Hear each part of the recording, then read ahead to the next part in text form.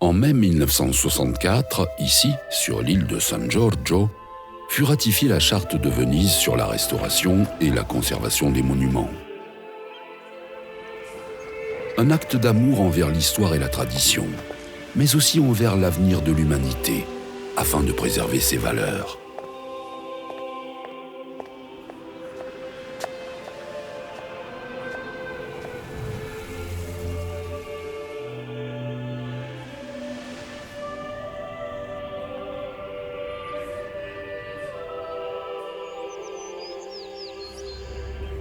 Quelques jours plus tard, à quelques mètres de là, était inaugurée la 32e Biennale d'art de Venise, qui allait déclencher la révolution du pop art dans le monde. L'art, libéré de tout intellectualisme, devenait un phénomène de masse, libre et ludique.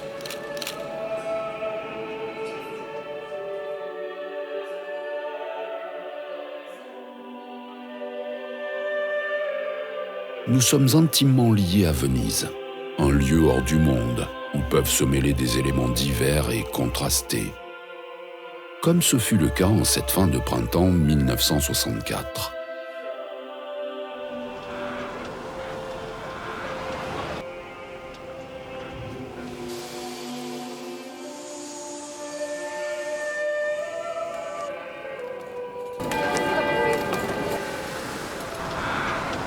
Au même moment, mon grand-père, Aldo Giacomo Nicoletto di Mino, posait les jalons de notre avenir, qu'il avait imaginé sur la Riviera del Brenta, le jardin sur la terre ferme des nobles vénitiens.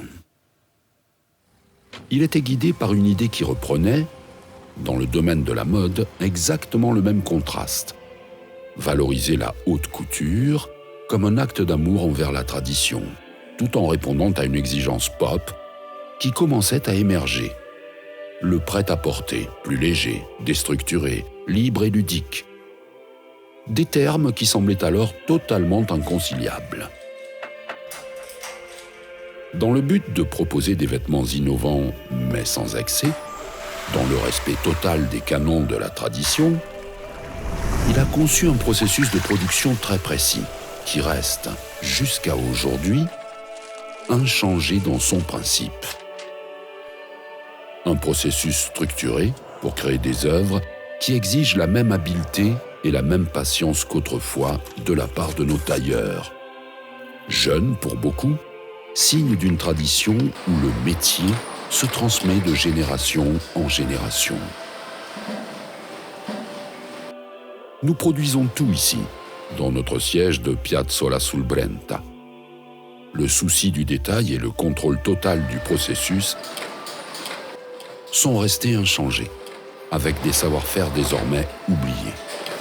Mais aussi, grâce à l'intervention de technologies innovantes, grâce au choix de Maria Teresa, la fille de Mino, qui est aussi ma mère, de ne délocaliser aucune étape à une époque où cela semblait inévitable.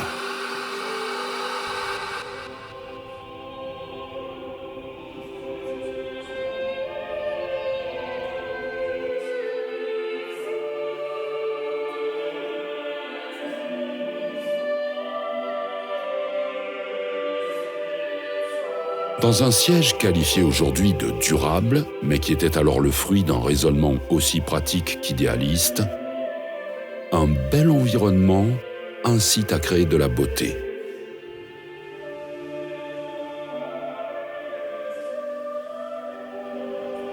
Avec un emblème comme signe distinctif, une murina unique et irremplaçable, fabriquée par les grands maîtres de Murano, spécialisé dans la technique du verre mosaïque, déjà utilisé dans l'Empire romain.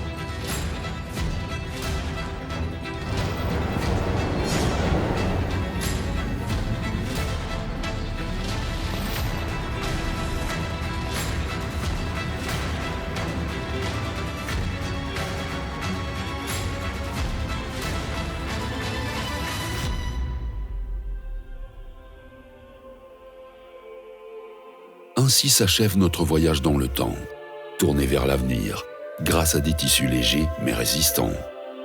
Des proportions parfaites, un savoir-faire, un fil fin, beaucoup de patience et un peu de magie.